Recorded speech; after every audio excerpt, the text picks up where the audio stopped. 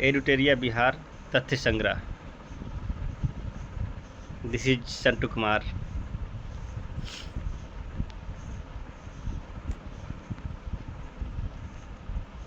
इसमें बिहार सामान्य परिचय, बिहार का इतिहास, प्राचीन बिहार, मध्यकालीन बिहार, आधुनिक बिहार, बिहार का भूगोल में आपको मिलेगा, बिहार का भौतिक विभाजन, बिहार की जलवायु, बिहार का अपवाह तंत्र, बिहार की मिट्टी, बिहार में वन एवं वन्य जीव, बिहार में आपदा प्रबंधन।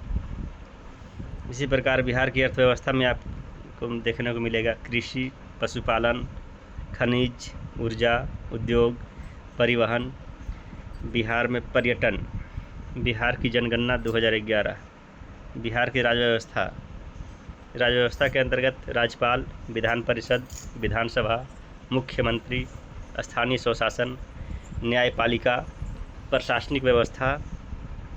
नेक्स्ट चैप्टर मिलेगा आपको बिहार में कला एवं संस्कृति, जिसमें स्थापत्य कला, चित्रकला, संगीत कला, लोक नृत्य एवं लोक नाट्य, पर्व त्यौहार, मेले। आगे आपको मिलेगा प्रमुख व्यक्तित्व, आगे मिलेगा बिहार विशेष विविध, बीपीएससी प्रश्नावली 67th बीपीएससी से 47th बीपीएससी एंड CDPO। तो चलिए शुरू करते हैं।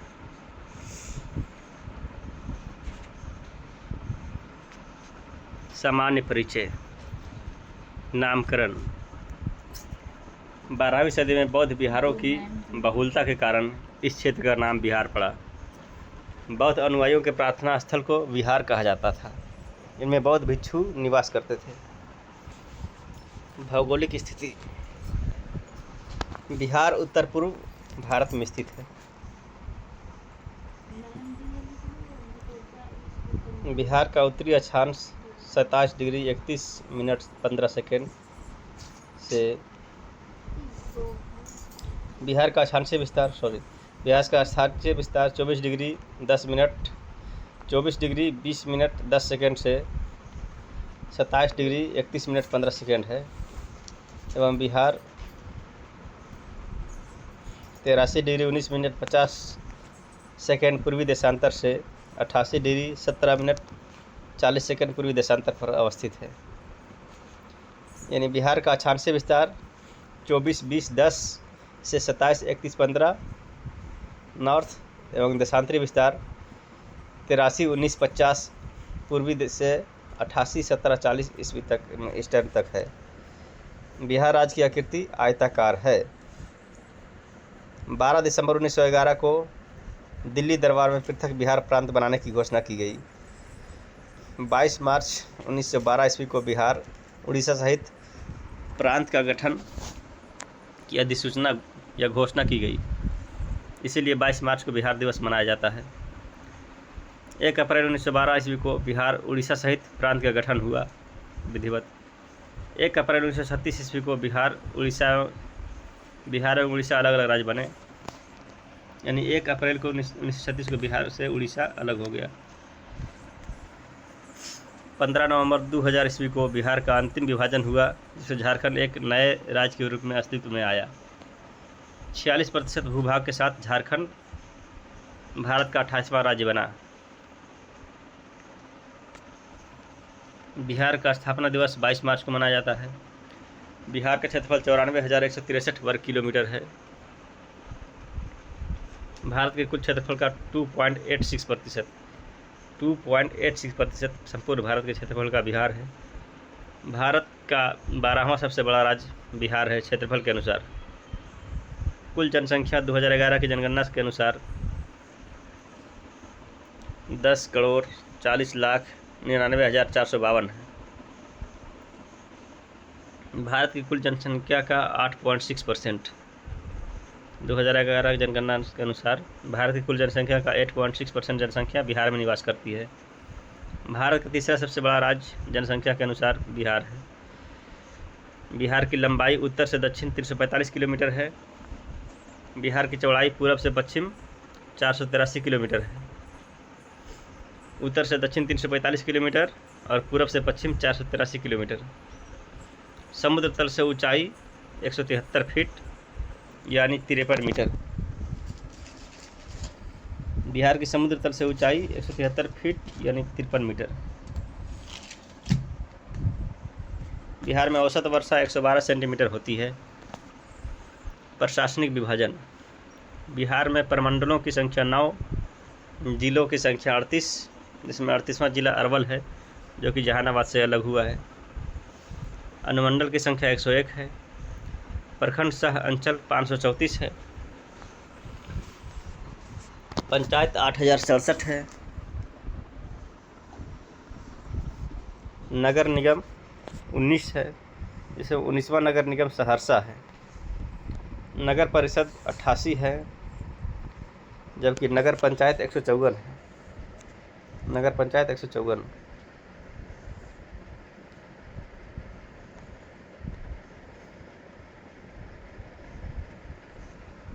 बिहार की विधायिका।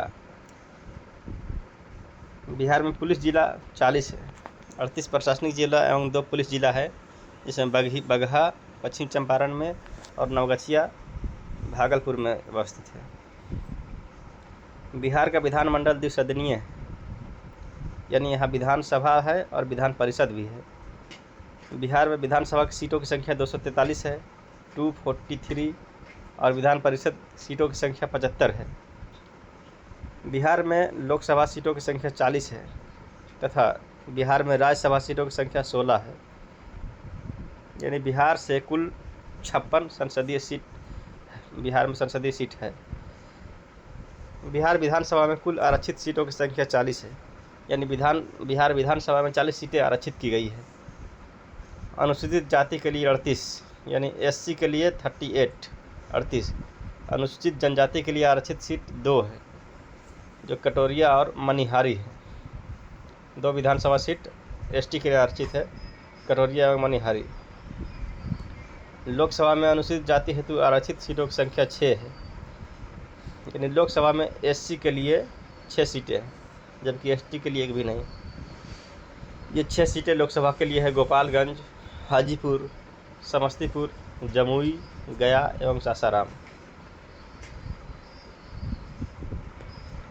बिहार राज्य की चौहद्दी। उत्तर में नेपाल देश है। नेपाल से बिहार के 7 जिले सीमा साझा करते हैं। इनमें से है पश्चिमी चंपारण, पूर्वी चंपारण, सीतामढ़ी, मधुबनी, सुपौल, अररिया एवं किशनगंज। एक बार पुनः पश्चिमी चंपारण, पूर्वी चंपारण, सीतामढ़ी, मधुबनी, सुपौल, अररिया एवं किशनगंज। दक्षिण में झारखंड राज्य है। झारखंड के साथ 8 जिले सीमा साझा करते हैं। इनमें से हैं रोहतास, औरंगाबाद, गया, नवादा, जमुई, बांका, भागलपुर एवं कटिहार। झारखंड से बिहार के 8 जिले सीमा साझा करते हैं। रोहतास, औरंगाबाद, गया, नवादा, जमुई, बांका, भागलपुर एवं कटिहार। जबकि नेपाल से 7 जिले सीमा साझा करते हैं। पश्चिमी चंपारण, पूर्वी चंपारण, सीतामढ़ी, मधुबनी, सुपौल, अररिया एवं किशनगंज। बिहार के पूरब में पश्चिम बंगाल राज्य अवस्थित है। पश्चिम बंगाल से बिहार अलग हुआ, फिर भी पश्चिम बंगाल के साथ बिहार के 3 जिले ही सीमा साझा करते हैं। इनमें से किशनगंज, पूर्णिया और कटिहार। किशनगंज, पूर्णिया और कटिहार, ये 3 जिले पश्चिम बंगाल से सीमा साझा करते हैं। और पश्चिम में उत्तर प्रदेश राज्य अवस्थित है। उत्तर प्रदेश के साथ 8 जिले सीमा साझा करते हैं, यानी बिहार के उत्तर प्रदेश के साथ 8 जिला और झारखंड के साथ 8 जिला सीमा साझा करते हैं। उत्तर प्रदेश से सीमा साझा करने वाले पश्चिमी जिले हैं रोहतास, कैमूर, बक्सर, भोजपुर, सारण, सिवान, गोपालगंज एवं पश्चिम चंपारण। वंस अगेन, रोहतास, कैमूर, बक्सर, भोजपुर, सारण, सिवान, गोपालगंज एवं पश्चिम चंपारण है जो उत्तर प्रदेश सीमा से साझा करते हैं। बिहार का राजकीय प्रतीक। बिहार का राजकीय चिन्ह बोधि वृक्ष है। बिहार का राजकीय चिन्ह बोधि वृक्ष। बिहार का प्रथम राजकीय भाषा हिंदी, द्वितीय राजकीय भाषा उर्दू, बिहार का राजकीय वृक्ष पीपल। बिहार का राजकीय पुष्प गेंदा मैरीगोल्ड। बिहार के राजकीय पशु बैल 2013 से पूर्व रिच था। बिहार का राजकीय पक्षी गौरैया 2013 से पूर्व फाख्ता था। बिहार के राजकीय पक्षी गौरैया 2013 से पहले फाख्ता था। बिहार का राजकीय मछली मांगूर। बिहार का राजकीय मछली मांगूर। बिहार का राजकीय गीत मेरे भारत के कंठहार तुझको सत सत वंदन बिहार। बिहार के राजकीय गीत है मेरे भारत के कंठहार तुझको सत सत वंदन बिहार। इसके गीतकार है सत्यनारायण। संगीतकार हरीश प्रसाद चौरसिया और शिव कुमार वर्मा। मान्यता दी गई वर्ष 2012 से मान्यता दी गई। बिहार राज्य के प्रार्थना गीत है मेरी रफ्तार पर सूरज की किरण नाज करे। बिहार राज्य की प्रार्थना गीत है मेरी रफ्तार पर सूरज की किरणें नाज करे। परमंडल एवं संबंधित जिले। परमंडल सारण परमंडल में जिलों की संख्या है 3। सारण परमंडल में 3 जिले हैं, सारण, सिवान और गोपालगंज। सारण सिवान परमंडल में 3 जिले हैं, सारण, सिवान और गोपालगंज। जबकि तिरहुत परमंडल में 6 जिले हैं। तिरहुत परमंडल में 6 जिले पश्चिमी चंपारण, पूर्वी चंपारण, मुजफ्फरपुर, वैशाली, सीतामढ़ी और शिवहर। दरभंगा परमंडल में 3 जिले हैं, मधुबनी, दरभंगा और समस्तीपुर। दरभंगा परमंडल में 3 जिले हैं, मधुबनी, दरभंगा और समस्तीपुर। कोसी परमंडल में 3 जिले हैं, सहरसा, सुपौल और मधेपुरा। कोसी परमंडल में 3 जिले हैं, सहरसा, सुपौल और मधेपुरा। पूर्णिया परमंडल में 4 जिले हैं, अररिया, किशनगंज, पूर्णिया और कटिहार। पूर्णिया परमंडल में 4 जिले हैं, अररिया, किशनगंज, पूर्णिया और कटिहार। जबकि पटना परमंडल में 6 जिले हैं। पटना परमंडल में 6 जिले, पटना, तिरहुत और मुंगेर में 6-6 जिले हैं। पटना परमंडल में पटना, नालंदा, भोजपुर, बक्सर, कैमूर और रोहतास।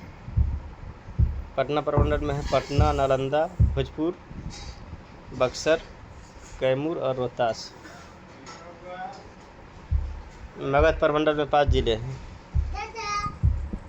गया, औरंगाबाद, नवादा, जहानाबाद और अरवल। मगध प्रमंडल में 5 जिले हैं, गया, औरंगाबाद, नवादा, जहानाबाद और अरवल। जबकि मुंगेर प्रमंडल में 6 जिले हैं। मुंगेर प्रमंडल में 6 जिले हैं, मुंगेर, जमुई, लखीसराय, शेखपुरा, बेगूसराय और खगड़िया। मुंगेर प्रमंडल में 6 जिले हैं, मुंगेर, जमुई, लखीसराय, शेखपुरा, बेगूसराय और खगड़िया। भागलपुर प्रमंडल में 2 जिले हैं, भागलपुर और बांका। भागलपुर प्रमंडल में 2 जिले हैं, भागलपुर और बांका। यानी सबसे कम जिले वाला प्रमंडल भागलपुर और सर्वाधिक जिले वाला तिरहुत, पटना और मुंगेर। 3 प्रमंडल हैं, तिरहुत, पटना और मुंगेर। बिहार के प्रमंडल मानचित्रण एक बार में।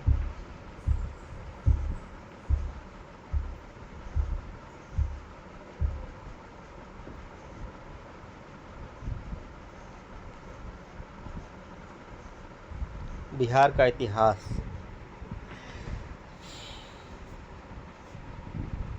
बिहार का इतिहास। प्राचीन बिहार को पाषाण काल, वैदिक काल, महाजनपद काल, मौर्य एवं गुप्त वंश, बौद्ध एवं जैन धर्म में प्रमुखतः बांटा जाता है। प्राचीन बिहार के इतिहास के स्रोत। प्राचीन बिहार के इतिहास को जानने के लिए 2 प्रकार के स्रोतों का उपयोग किया गया है, पुरातात्विक एवं साहित्यिक स्रोत। पुरातात्विक स्रोत। पूर्व ऐतिहासिक युग के लिए मुंगेर, चिरांद, सारण, चेचर, वैशाली, मनेर, पटना एवं सोनपुर, सारण से ताम्र प्रस्तर वस्तुएं और मृदभांड प्राप्त हुए हैं। मौर्यकालीन अभिलेख लौरिया, नंदनगढ़, लौरिया, आर्यराज, रामपुरवा आदि स्थानों से प्राप्त हुए हैं। मौर्यकालीन अभिलेख लौरिया, नंदनगढ़, पश्चिम चंपारण, लौरी अरेराज पूर्वी चंपारण और रामपुरवा आदि से प्राप्त हुए हैं। बराबर की गुफाएं राजगीर, नालंदा, पाटलिपुत्र, विक्रमशिला से प्राप्त स्मारक हैं। खुदाई से प्राप्त सिक्के, मनके और मूर्तियाँ आदि प्रमुख पुरातात्विक स्रोत हैं। साहित्यिक स्रोत: रामायण, महाभारत, पुराण, बौद्ध रचनाएं, अंगुत्तर निकाय, दीर्घ निकाय, विनय पिटक, जैन रचनाएं, भगवत सूत्र आदि प्रमुख साहित्यिक स्रोत हैं। इसके अतिरिक्त यात्रियों के विवरण जैसे मेगास्थनीज के द्वारा लिखा गया इंडिका, फाहियान, इत्सिंग, वेनसांग की यात्रा वृत्तांत, कौटिल्य के अर्थशास्त्र एवं स्थानीय लेखकों के विवरण से प्राचीन बिहार में विषय में विस्तृत जानकारी मिलती है। पूरा पाषाण काल। पाषाण काल में पूरा पाषाण काल। इस काल में मानव आखेटक एवं खाद्य संग्राहक था। दक्षिण बिहार में मुंगेर एवं नालंदा से बड़े और खुरदरे पत्थर के कुल्हाड़ी, चाकू, खुरपी आदि प्राप्त हुए हैं। ये लगभग 1 लाख ईसा पूर्व के हैं। मध्य पाषाण काल। इस काल में मानव आखेटक, खाद्य संग्राहक एवं पशुपालक था। मानव द्वारा पहला पालतू पशु कुत्ता को बनाया गया है। दक्षिण बिहार में मुंगेर से छोटे आकार के तेज धार वाले और औजार प्राप्त हुए हैं। ये अवशेष लगभग 40,000 से 10,000 ईसा पूर्व के। नवपाषाण काल। इस काल में मानव खाद्य उत्पादक हो गया था और मानव बस्तियों में निवास करने लगा था। नवपाषाण काल के अवशेष बिहार के मैदानी भागों से प्राप्त हुए हैं। इनमें है चिरांद, सारण, चेचर, वैशाली, मनेर, पटना, चनुआर, रोहतास से पत्थर एवं हड्डियों के औजार प्राप्त हुए हैं। कैमूर की पहाड़ियों, नवादा और जम्मू से गुफा चित्र प्राप्त हुए हैं। ये अवशेष लगभग 2500 ईसा पूर्व के हैं। ताम्रपाषाण काल। चिरांद, सोनपुर, ताराडीह, चेचर, मनेर, सनुआर आदि से ताम्रपाषाण काल के अवशेष मिले हैं। इस काल में पत्थर के औजार और अतिरिक्त ग्राम ताम्र उपयोग के प्रमाण मिले हैं। ये अवशेष लगभग 1000 ईसा पूर्व के हैं। वैदिक काल। आर्यों द्वारा स्थापित सभ्यता को वैदिक सभ्यता कहा गया क्योंकि इस सभ्यता का इतिहास वेदों पर आधारित है। वैदिक सभ्यता को 2 भागों में विभाजित किया गया है। पूर्व वैदिक काल 1500 से 1000 ईसा पूर्व, उत्तर वैदिक काल 1000 से 600 ईसा पूर्व। पूर्व वैदिक या ऋग्वैदिक सभ्यता का विस्तार बिहार क्षेत्र में नहीं था। उत्तर वैदिक काल में आर्यों का विस्तार गंडक नदी के तट तक बिहार के क्षेत्र में हुआ। बिहार के भौगोलिक क्षेत्र की प्रथम चर्चा शतपथ ब्राह्मण लगभग 800 ईसा पूर्व में की रचना में मिलती है। इसमें बिहार की चर्चा विदेह के रूप में की गई है जो तिरहुत मिथिला क्षेत्र को दर्शाता है। ऋग्वेद में बिहार को कीकट एवं वरात शब्द से संबोधित किया गया है। वराह पुराण में कीकट को अपवित्र प्रदेश कहा गया है। महाजन पद काल। 6ठी शताब्दी ईसा पूर्व में अंगुत्तर निकाय एवं भगवती सूत्र से 16 महाजनपदों की जानकारी मिलती है। 16 महाजनपद में 3 महाजनपद का विस्तार क्षेत्र बिहार में था। इनमें है वच्छी, लिच्छवी, वैशाली, मुजफ्फरपुर का क्षेत्र पड़ता है इसमें। वज्जी या लिच्छवी वैशाली मुजफ्फरपुर के क्षेत्र में। दूसरा है मगध, सबसे शक्तिशाली महाजनपद। मगध के अंतर्गत पटना, गया, नालंदा क्षेत्र आते थे। अंग प्रदेश में भागलपुर और मुंगेर क्षेत्र आता था। वज्जी संघ महाजनपद। वज्जी संघ 8 राज्यों का संघ 8 कुल था। वज्जी, लिच्छवी, चात्रिक, विदेह, उग्र, भोग, कुरु तथा इच्छावाकु इस संघ के 8 महाजनपद थे। वज्जी संघ में सबसे प्रसिद्ध लिच्छवी जनपद था। लिच्छवी की राजधानी वैशाली थी। वैशाली नगर की स्थापना राजा विशाल ने किया था, उन्हीं के नाम पर वैशाली रखा गया। लिच्छवी के अतिरिक्त मिथिला के विदेह तथा कुंड ग्राम के ज्ञात्रक वज्जी संघ के प्रमुख जनपद थे। वज्जी संघ लिच्छवी को विश्व के प्रथम गणतंत्र की संज्ञा दी जाती है। वज्जी संघ या लिच्छवी। मगध महाजनपद। मगध राजनीतिक, आर्थिक और भौगोलिक कारणों से सभी महाजनपदों में सबसे अधिक शक्तिशाली था। मगध की प्रारंभिक राजधानी गिरिवंश या राजगृह थी। यहाँ 5 पहाड़ियों से घिरा हुआ नगर था। मगध का विस्तार मुख्यतः पटना से गया में क्षेत्र में स्थित था। मगध एवं अंग महाजनपद का वर्णन सर्वप्रथम अथर्ववेद में मिलता है। अंग महाजनपद का विस्तार भागलपुर एवं मुंगेर क्षेत्र में था। अंग महाजनपद की राजधानी चंपा थी। अंग के अंतिम शासक ब्रह्मदत्त को हराकर मगध शासक बिंबिसार ने अंग को मगध में मिला लिया था। मगध का उत्कर्ष एवं उसके राजवंश। मगध की स्थापना बृहदरथ ने की थी। बृहदरथ का पुत्र जरासंध इस वंश का सबसे प्रसिद्ध शासक था। जरासंध को भीम ने द्वंद्व युद्ध में पराजित कर उसका वध किया था। इसका वर्णन महाभारत में मिलता है। मगध की प्रारंभिक राजधानी राजगिरी 5 पहाड़ियों से घिरा एक सुरक्षित क्षेत्र था। मगध उर्वर भूमि, नदियों की उपलब्धता, खनिज एवं वन संसाधन की उपलब्धता के कारण आर्थिक रूप से संपन्न क्षेत्र था। बृहदरथ वंश का अंतिम शासक रिपुंजय था। हर्यक वंश 544 ईस्वी से ईसा पूर्व से 412 बीसी तक। हर्यक वंश 544 बीसी से 412 बीसी तक। इस वंश की स्थापना बिंबिसार ने 544 ईसा पूर्व में की थी। बिंबिसार को मगध का वास्तविक संस्थापक माना जाता है। बिंबिसार ने विवाह नीति द्वारा साम्राज्य का विस्तार को प्रश्रय दिया।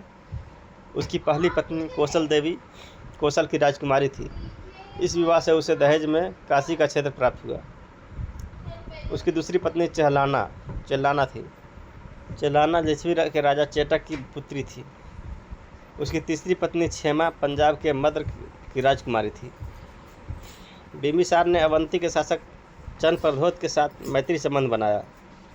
बिंबिसार ने चंद्रप्रद्योत के उपचार के लिए अपने राजवैद्य जीवक को भेजा था। बिंबिसार की हत्या 492 ईसा पूर्व में उसके पुत्र अजातशत्रु ने कर दी।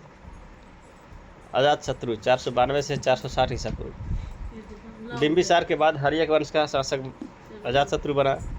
उसका वास्तविक नाम कुनिक था। यानी अजातशत्रु का वास्तविक नाम कुनिक था।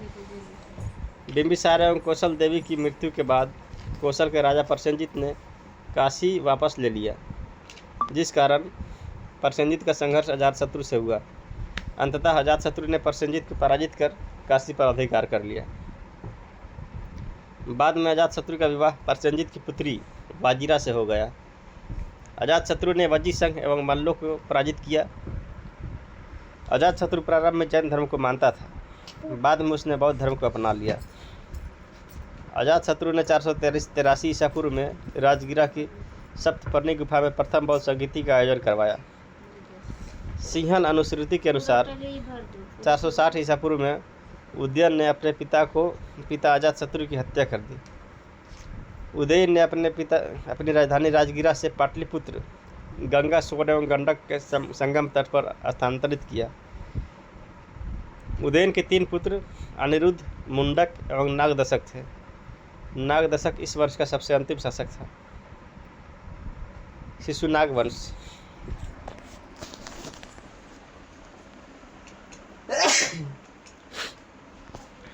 शिशुनाग ने हर्यक वंश की जगह शिशुनाग वंश की स्थापना किया। शिशुनाग ने वैशाली को राजधानी बनाया। शिशुनाग ने अवंती के राजा अवंतीवर्धन को पराजित कर अवंती को मगध में मिला लिया। इसके अतिरिक्त शिशुनाग ने वत्स एवं कौशंबी को भी मगध में शामिल कर लिया। 394 ईसा पूर्व में शिशुनाग की मृत्यु के बाद कालाशोक मगध का शासक बना। पुराने में उसे काकवर्ण कहा गया।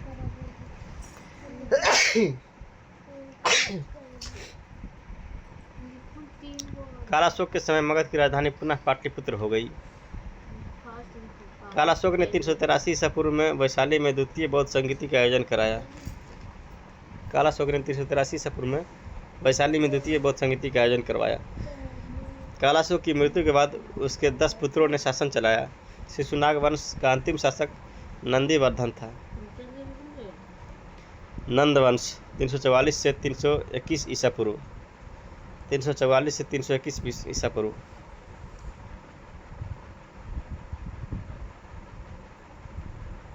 तेईस बरस। महापद्मनंद ने 344 ईसा पूर्व में शिशुनाग वंश को समाप्त कर नंद वंश की स्थापना की।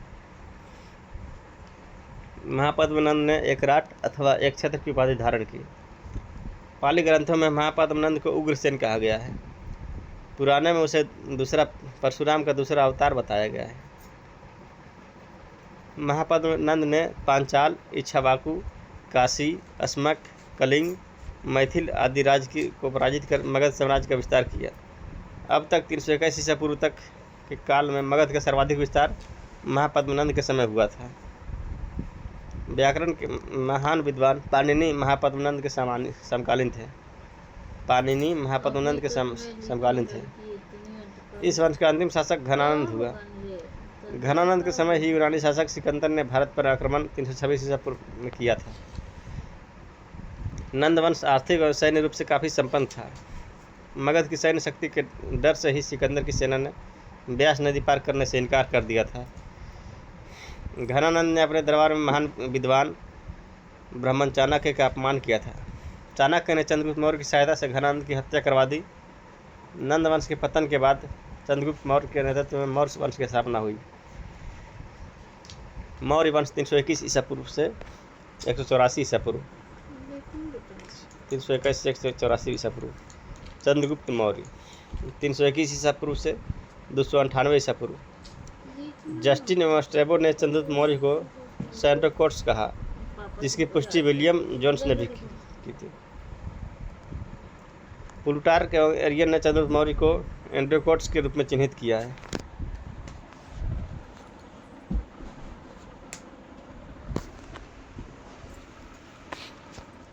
प्लूटार्क एवं एरियन ने चंद्रगुप्त मौर्य को एंड्रोकोट्स के रूप में चिन्हित किया है। चंद्रगुप्त मौर्य के गुरु चाणक्य एक कौटिल्य थे। उन्हीं की सहायता से चंद्रगुप्त ने 321 ईसा पूर्व में मौर्य वंश की स्थापना की। मौर्य ने 305 ईसा पूर्व में सिकंदर के उत्तराधिकारी सेल्यूकस निकेटर के साथ युद्ध किया। युद्ध पश्चात हुई संधि में चंद्रगुप्त मौर्य को काबुल, कंधार, मकरान एवं हेरात का क्षेत्र प्राप्त हुआ। बदले में चंद्रगुप्त ने सेल्यूकस को 500 हाथी उपहार में दिए। युद्ध पश्चात चंद्रगुप्त मौर्य का विवाह यूनानी राजकुमारी हेलेन कार्नेलिया सेल्यूकस की पुत्री से हुआ। सेल्यूकस ने चंद्रगुप्त मौर्य के दरबार में राजदूत मेगास्थनीज को भेजा। मेगास्थनीज ने इंडिका की रचना की। चंद्रगुप्त मौर्य के साम्राज्य का विस्तार उत्तर में हिंदुकुश पर्वत, ईरान तक, दक्षिण में कर्नाटका तथा पश्चिम में सौराष्ट्र तक विस्तृत था। चंद्रगुप्त मौर्य के शासन के अंतिम वर्षों में मगध में 12 वर्षों का भीषण अकाल पड़ा। चंद्रगुप्त मौर्य अपनी राजगद्दी त्याग कर श्रवणबेलगोला कर्नाटक में चंद्रगिरी पर्वत पर तपस्या करने चला गया। चंद्रगुप्त मौर्य जैन धर्म को मानता था। 298 ईसा पूर्व में उसने जैन उपवास पद्धति सल्लेखना द्वारा अपने प्राण त्याग किए। बिंदुसार 298 से 272 ईसा पूर्व 298 से 272। बिंदुसार चंद्रगुप्त मौर्य का उत्तराधिकारी था। उसे अमित्र घात, सिंहसेन आदि नाम से भी जाना जाता है। स्ट्रैबो के अनुसार सीरिया के राजा एंटियोकस ने डायमेकस नामक राजदूत को बिंदुसार के दरबार में भेजा था। डायमेकस बिंदुसार के दरबार में आया था। बिंदुसार के दरबार में मिस्र के राजा टॉलमी फिलाडेल्फस ने डायनोसियस नामक राजदूत भेजा था। डायमेकस और डायनोसियस। बिंदुसार ने तक्षशिला में हुए विद्रोह को दबाने के लिए अपने पुत्र अशोक को भेजा था। बिंदुसार अजीवक संप्रदाय का अनुयायी था। अशोक 269 से 232 ईसा पूर्व। अशोक 269 से 232 ईसा पूर्व। बिंदुसार की मृत्यु के 4 वर्षों के बाद अशोक मौर्य वंश की गद्दी पर बैठा। इससे पूर्व वह उज्जैन का राज्यपाल था। पुराने में अशोक को अशोकवर्धन कहा गया है। मास्की एवं गुर्जरा के अभिलेख में उसे अशोक कहा गया है। सिहल अनुश्रुतियों बौद्ध ग्रंथ के अनुसार अशोक ने अपने 99 भाइयों की हत्या कर गद्दी प्राप्त की। हालांकि अन्य स्रोतों में से इसकी पुष्टि नहीं होती है। अशोक ने अपने शासन के 9वें वर्ष में कलिंग युद्ध 261 ईसा पूर्व किया तथा कलिंग को मगध राज्य में सम्मिलित किया। अशोक के 13वें शिलालेख में कलिंग युद्ध का वर्णन मिलता है। कलिंग युद्ध के बाद अशोक ने बौद्ध धर्म को अपनाया, जिससे वह पूर्व शैव धर्म को मानता था। दिव्यावदान के अनुसार उपगुप्त ने अशोक को बौद्ध धर्म की दीक्षा दी थी। अशोक के शासन के महत्वपूर्ण वर्ष 9वें वर्ष में कलिंग युद्ध, 10वें वर्ष में बोधगया की यात्रा, 12वें वर्ष में निगाली सागर की यात्रा, 13वें वर्ष में धम्म का शिलालेखों में अंकन, 14वें वर्ष में धम्म महामात्रों की नियुक्ति और 20वें वर्ष में लुम्बिनी की यात्रा। अशोक ने कर घटाकर 1/8 कर दिया था। अशोक ने बौद्ध धर्म के प्रचार के लिए अपने पुत्र महेंद्र एवं पुत्री संघमित्रा को श्रीलंका भेजा। अशोक ने तीसरी बौद्ध संगीति का आयोजन पाटलिपुत्र में करवाया ईसा की प्रथम शताब्दी में। ईसा की प्रथम शताब्दी नहीं, 383 283 और एक ही होगा। अशोक ने लगभग 37 वर्षों तक शासन किया। उसकी मृत्यु 232 ईसा पूर्व में हो गई थी। अशोक के बाद उसके 10 उत्तराधिकारियों ने शासन किया। ये उत्तराधिकारी कुणाल, बंधुपालित, इंद्रपालित, दशोन, दशरथ, संप्रति, शालिशुक, देवाधर्मन, शतधनुष एवं वृद्धर्ष थे। मौर्य वंश का अंतिम शासक वृद्धर्ष था। मौर्य वंश का शासनकाल 137 वर्षों तक था। बौद्ध धर्म एवं जैन धर्म। बौद्ध धर्म के संस्थापक गौतम बुद्ध थे। उनका जन्म 563 ईसा पूर्व में लुम्बिनी, नेपाल में हुआ था। उन्हें शाक्य मुनि एवं लाइट ऑफ एशिया, एशिया का ज्योतिपुंज के नाम से भी जाना जाता है। उनके बचपन का नाम सिद्धार्थ था। उनके पिता का नाम सुद्धोधन था। उनकी माता का नाम महामाया देवी थी। सौतेली माँ यानी मौसी का नाम प्रजापति गौतमी था। सौतेली माँ या मौसी का नाम प्रजापति गौतमी था। उनकी पत्नी का नाम यशोधरा 16 वर्ष की आयु में विवाह हुआ था और उनके पुत्र का नाम राहुल था। बुद्ध ने 4 दृश्यों को देखा, जिसमें से बूढ़ा व्यक्ति, एक बीमार व्यक्ति, एक शव और एक सन्यासी। उन्होंने 29 वर्ष की आयु में गृह त्याग कर संन्यास को अपना लिया। 6 वर्षों की कठिन तपस्या के बाद 35 वर्ष की आयु में उन्हें ज्ञान की प्राप्ति हुई। इसके बाद उन्हें तथागत एवं बुद्ध कहा गया। उन्हें ज्ञान की प्राप्ति वैशाख पूर्णिमा को पीपल वृक्ष के नीचे निरंजना या फल्गु नदी के तट पर बोधगया में हुआ। बौद्ध धर्म के 4 आर्य सत्य। चत्वारि आर्य सत्यानि। दुख, संसार दुखमय है। दुख समुदाय, दुख का कारण तृष्णा है। दुख निरोध, दुख निवारण हेतु तृष्णा पर विजय आवश्यक है। दुख निरोध मार्ग, दुख निवारण हेतु अष्टांगिक मार्ग आवश्यक है।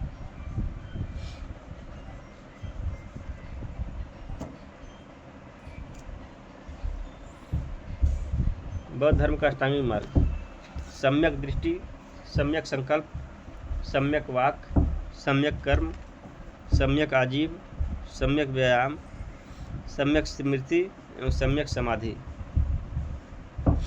बौद्ध धर्म के त्रिरत्न बुद्ध, धम्म और संघ है। बुद्ध ने मध्यम मार्ग का प्रतिपादन किया। बुद्ध ने अपने उपदेश पाली भाषा में दिए। बुद्ध ने अपना पहला उपदेश सारनाथ में दिया था और बुद्ध ने सर्वाधिक उपदेश कौशल की राजधानी श्रावस्ती में दिए। सबसे पहला उपदेश सारनाथ में और सबसे अधिक उपदेश श्रावस्ती में दिए और बुद्ध के उपदेश की भाषा पाली था। बुद्ध की मृत्यु 483 ईसा पूर्व कुशीनगर या मल में 80 वर्ष की आयु में हुई। बुद्ध के प्रथम गुरु अलारकालम वैशाली तथा द्वितीय गुरु रुद्रक रामपुत्र राजगिर थे। बौद्ध धर्म के 10 शील इस प्रकार हैं: सत्य, अहिंसा, अस्तेय, अप्रग्रह, ब्रह्मचर्य, नित्य गायन का त्याग, असमय भोजन का त्याग, कोमल शैया का त्याग, श्रृंगार प्रसाधनों का त्याग, मद सेवन नहीं करना। बुद्ध के जीवन के घटनाक्रम एवं उनके प्रतीक: जन्म का प्रतीक कमल, यौवन का साढ़, महाभिनिष्क्रमण यानी गृह त्याग का प्रतीक घोड़ा, संबोधि यानी ज्ञान प्राप्ति का प्रतीक पीपल या बोधि वृक्ष, महापरिनिर्वाण मृत्यु का प्रतीक पद चिन्ह या स्तूप, धर्मचक्र प्रवर्तनम यानी प्रथम उपदेश चक्र। बौद्ध धर्म चौथी बौद्ध संगति के उपरांत 2 भागों में विभाजित हो गया: हीनयान परिवर्तन का विरोधी, महायान परिवर्तन का समर्थक। 8वीं सदी में बौद्ध धर्म के आडंबर वाले शाखा वज्रयान का विकास हुआ।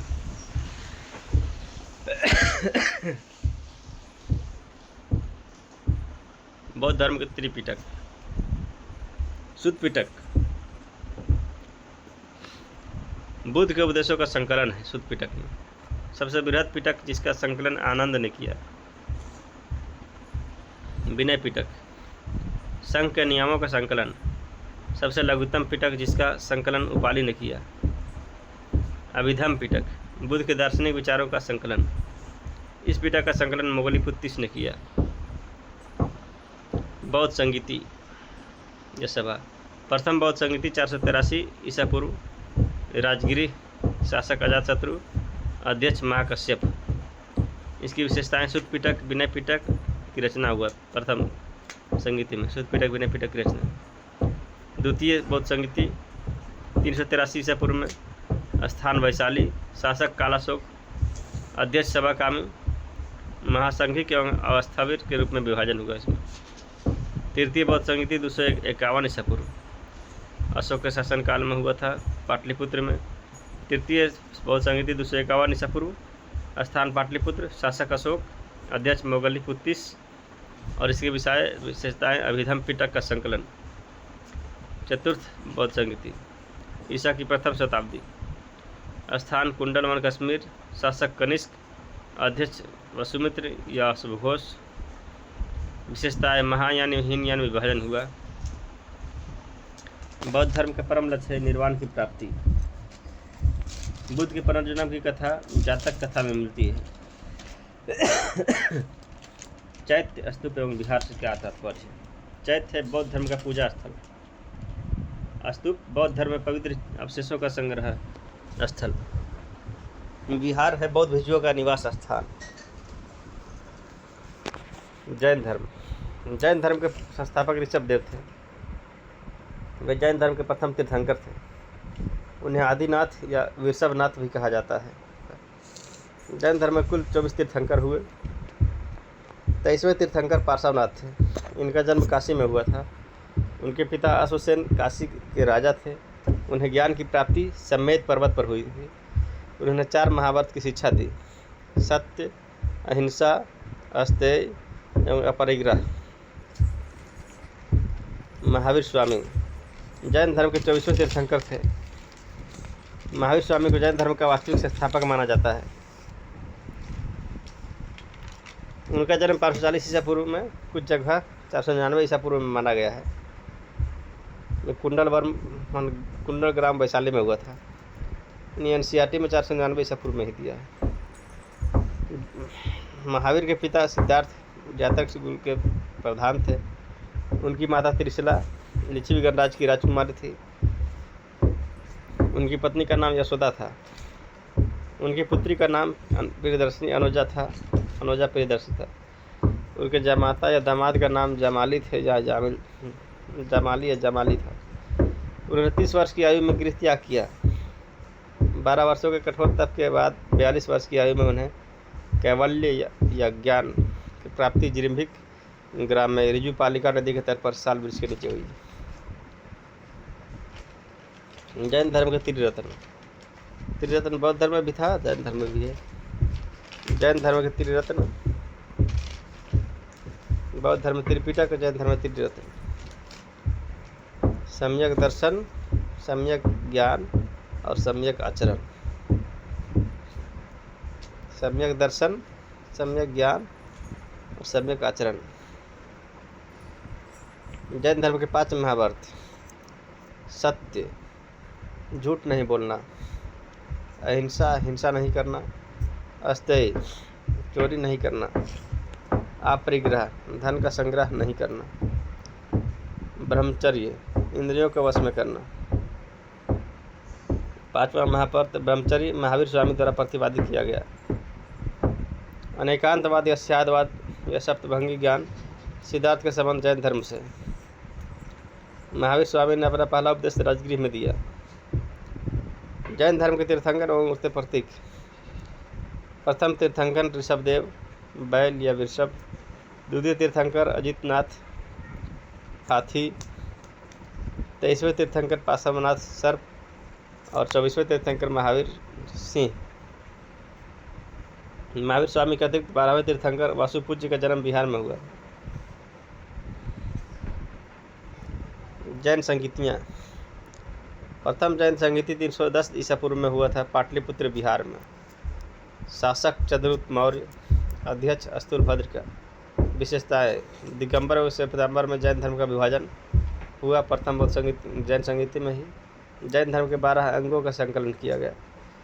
द्वितीय बौद्ध संगीति 512 ईस्वी में। प्रथम जैन संगीति 310 ईसा पूर्व और द्वितीय 512 ईस्वी। वल्लभी गुजरात में। अध्यक्ष थे देवाधीश क्षमा श्रवण। और विशेषताएं थे जैन धर्म ग्रंथों का अंतिम संकलन। महावीर स्वामी की मृत्यु 468 ईसा पूर्व में 72 वर्ष की आयु में पावापुरी में हुई। जैन धर्म का विभाजन प्रथम जैन संगीति में श्वेतांबर एवं दिगंबर के रूप में हो गया। दिगंबर का भद्रबाहु के नेतृत्व में प्रदान किया गया। इसे परिवर्तन को स्वीकार नहीं करते हुए पूर्ण नग्नता एवं कठोरता को अपनाया गया दिगंबर में। श्वेतांबर स्थूलभद्र के नेतृत्व में प्रदान किया गया। इसे श्वेत वस्त्र पहनने की परंपरा थी तथा यह दिगंबर की तुलना में कम कठोर था। इसे परिवर्तन को स्वीकार किया गया। अगला शुंग वंश। मौर्य वंश के अंतिम शासक बृहद्रथ की हत्या कर पुष्यमित्र शुंग ने 185 ईसा पूर्व में शुंग वंश की स्थापना किया। पुष्यमित्र शुंग ब्राह्मण था। वह बृहद्रथ का सेनापति था। पुष्यमित्र ने सेनानी की उपाधि ली थी। उसने यवनों के आक्रमण को विफल किया था।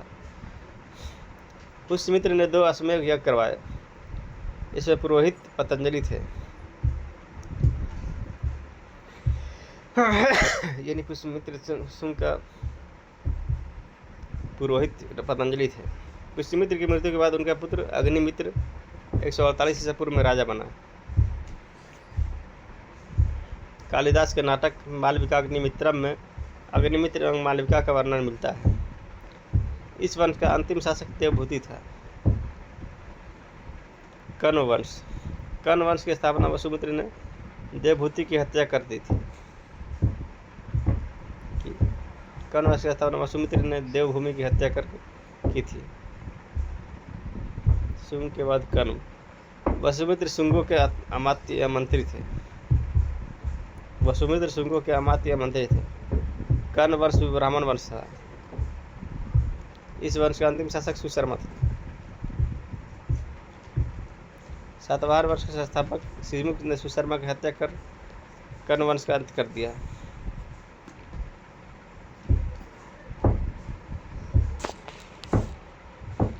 कुषाण वंश। भारत आने वाले विदेशियों में कुषाण सबसे अंतिम भक्त थे। विदेशियों के आने का क्रम हिंद यूनानी, शक, पहलव और कुषाण। कुषाण चीन के यूची या तोखरी जाति से संबंधित है। कुषाण वंश के संस्थापक कुजुल कटफिसेस थे। इस वंश का सबसे प्रमुख शासक कनिष्क था। कुषाण वंश की राजधानी फिरोजपुर या पेशावर एवं मथुरा थी। अश्वघोष जिन्हें बुद्धचरित्र की रचना की, उनको कनिष्क ने पाटलिपुत्र से विजित किया था। कनिष्क के समय गांधार एवं मथुरा कला का विकास हुआ। कनिष्क ने चौथी बौद्ध संगीति का आयोजन कुंडलवन कश्मीर में करवाया था। कनिष्क ने 78 ईसा पूर्व में राजा बनने के अवसर पर शक संवत चलवाया था। कनिष्क के समय सिल्क मार्ग पर कुषाणों का आधिपत्य था। कनिष्क के समय सिल्क मार्ग पर कुषाणों का आधिपत्य था। नेक्स्ट, गुप्त वंश। गुप्त वंश की स्थापना का श्रीगुप्त 240 ईस्वी से 280 ईस्वी में की थी। गुप्त वंश की स्थापना भी श्रीगुप्त 240 ईस्वी से 280 ईसा पूर्व में की थी। 280 ईस्वी में की थी। श्रीगुप्त का उत्तराधिकारी घटोत्कच गुप्त 280 ईस्वी से 320 ईस्वी था। वह प्रथम गुप्त शासक था जिसने महाराजा की उपाधि धारण की थी। घटोत्कच गुप्त। चंद्रगुप्त प्रथम 320 ईस्वी से 335 ईस्वी। चंद्रगुप्त प्रथम 320 ईस्वी से 335 ईस्वी। गुप्त वंश का वास्तविक संस्थापक चंद्रगुप्त को माना जाता था। गुप्त वंश का संस्थापक चंद्रगुप्त प्रथम को माना जाता था। उन्होंने 320 ईस्वी में गुप्त संवत चलाया था। उन्होंने 320 ईस्वी में कुछ संवत चलाया। चंद्रगुप्त प्रथम ने लिच्छवियों की राजकुमारी कुमार देवी से विवाह किया था। वह प्रथम गुप्त शासक था जिसने महाराज अधिराज की उपाधि धारण की थी। वह प्रथम गुप्त शासक था जिसने महाराज अधिराज की उपाधि धारण की थी। समुद्रगुप्त 335 ईस्वी से 375 ईस्वी। समुद्रगुप्त 335 से 375। इतिहासकार V.S. स्मिथ ने समुद्रगुप्त को भारत का नेपोलियन कहकर संबोधित किया है। समुद्रगुप्त को परक्रमांक, प्रतिरथ आदि की उपाधि धारण की थी। समुद्रगुप्त के अभियानों की चर्चा हरिश्चंद्र द्वारा रचित पर्याग प्रशस्ति से मिलती है। उसने उत्तरापथ के 9 राजाओं और दक्षिणापथ के 12 राजाओं को विजित किया था। समुद्रगुप्त को कविराज भी कहा गया है। समुद्रगुप्त को उसके सिक्के पर वीणा बजाते हुए दिखाया गया है, जिससे उसके वीणा संगीत प्रेमी होने का प्रमाण मिलता है। समुद्रगुप्त का दरबारी कवि हरिसेन था। समुद्रगुप्त वैष्णव धर्म को मानता था। समुद्रगुप्त द्वारा अश्वमेध यज्ञ कराने का प्रमाण भी मिले हैं। समुद्रगुप्त के बाद 375 ईस्वी में रामगुप्त के राजा बनने का साक्ष्य मिलता है, लेकिन उसके अयोग्य होने के कारण चंद्रगुप्त द्वितीय ने उससे हत्या कर स्वयं को राजा घोषित किया। समुद्रगुप्त 375 ईस्वी में रामगुप्त के राजा बनने का साक्ष्य मिला है, लेकिन उसके अयोग्य होने के कारण चंद्रगुप्त द्वितीय ने उसकी हत्या कर स्वयं को राजा घोषित किया।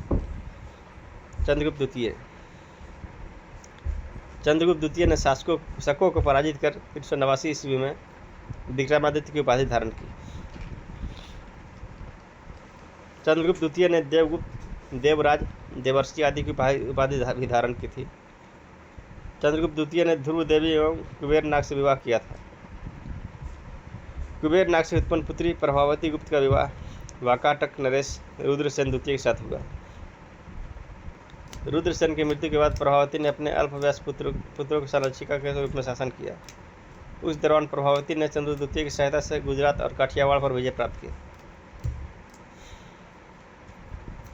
चीनी यात्री फाहियान ने चंद्रगुप्त द्वितीय के समय भारत आया था।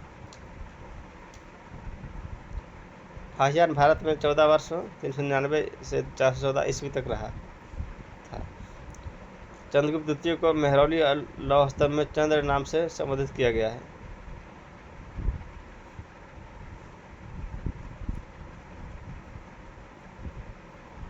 मेहरौली लौह स्तंभ चंद्रगुप्त द्वितीय का माना जाता है। चंद्रगुप्त द्वितीय के 9 रत्न थे: कालिदास, धरंतवरी, अमर सिंह, वरामिहिर, शंकु, बेताल भट्ट, घटकरपर, छपनक एवं भरूची। चंद्रगुप्त द्वितीय के 9 रत्न थे: कालिदास, धनंतवरी, अमर सिंह, वरामिहिर, शंकु, बेताल भट्ट, घटकरपर, छपनक एवं भरूची। कुमारगुप्त प्रथम 415 ईस्वी से 455 ईस्वी। चंद्रगुप्त द्वितीय एवं ध्रुव देवी का पुत्र कुमारगुप्त प्रथम 415 ईस्वी में शासक बना। नालंदा विश्वविद्यालय की स्थापना कुमारगुप्त के संपन्न हुई थी। गुप्त काल में नालंदा विश्वविद्यालय शिक्षा का प्रमुख केंद्र था। बाद में यह बौद्ध धर्म के शिक्षा का सबसे प्रमुख केंद्र बना। स्कंदगुप्त 455 से 467 ईस्वी। मध्य एशिया के बर्बर जाति हुनों का आक्रमण स्कंदगुप्त के समय हुआ था। मध्य एशिया के बर्बर जाति हुनों का आक्रमण स्कंदगुप्त समय हुआ। स्कंदगुप्त ने हुनों को पराजित कर भारत से बाहर खदेड़ दिया। इसका वर्णन जूनागढ़ अभिलेख में मिलता है। अभिलेख में हुनों को मल्लेश कहा गया है।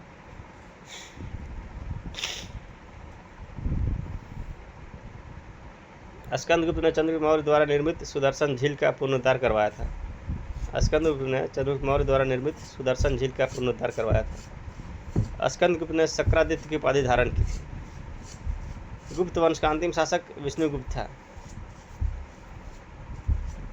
गुप्त वंश के साथ मगध वंश का अंत हो गया।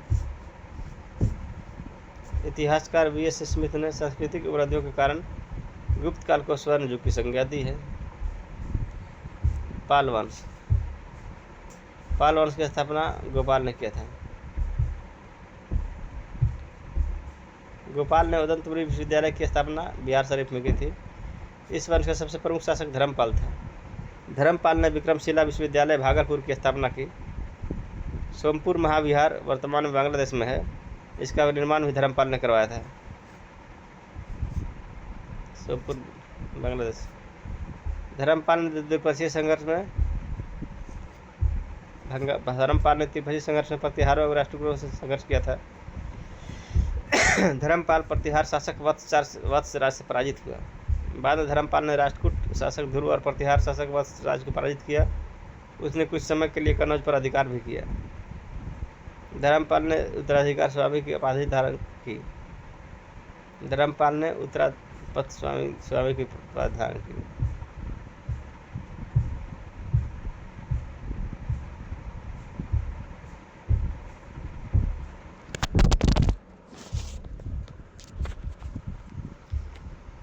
धर्मपाल के बाद उसका पुत्र देवपाल 810 ईस्वी में शासक बना। देवपाल ने मुंगेर को अपनी राजधानी बनाया। देवपाल ने जावा इंडोनेशिया के शैलेंद्र वंशी शासक बालपुत्र देव को नालंदा में बिहार बनवाने के लिए 5 गाँव दान में दिए थे। देवपाल के बाद विग्रहपाल, महीपाल, रामपाल ने शासन किया। पालकालीन कांसे की मूर्तियाँ अपनी कलात्मकता के लिए काफ़ी प्रसिद्ध थी। धीमन एवं बिठपाल इस कला के प्रवर्तक माने जाते हैं।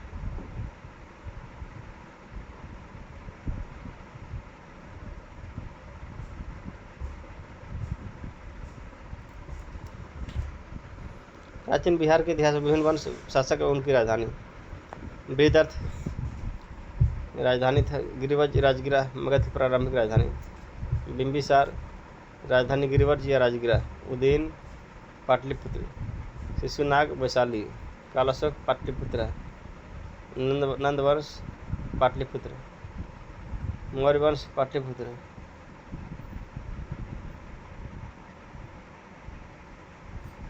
कुषाण वंश के साथ मौर्य वंश पाटलिपुत्र। कुषाण पुरुषपुर एवं मथुरा। गुप्त वंश पाटलिपुत्र। पाल वंश मुंगेर। प्राचीन बिहार इतिहास के प्रमुख साहित्य। अर्थशास्त्र साहित्य के लेखक कौटिल्य। विशेषता राज प्रबंधन के लिए प्रसिद्ध राजनीतिक पुस्तक। बुद्ध चरित्र, अश्वघोष बौद्ध धर्म का महाकाव्य। प्रज्ञा पारमिता नागार्जुन द्वारा लिखा गया। शून्यवाद का सिद्धांत है इसमें। CU की वेनसांग भारत की यात्रा का विवरण। इंडिका मेगास्थनीज मौर्य साम्राज्य का विवरण। मिलिंद पन्हो नागसेन बैरिठी शासन में आने के बाद नागसेन के वार्तालाप का ग्रहण। दलित विस्तार बुद्ध धर्म की लीलाओं का वर्णन। महावंश श्रीलंका के राजाओं का वर्णन। ज़्यादा कथा है पुनर्जन्म के बाद बुद्ध की पुनर्जन्म की कहानियाँ।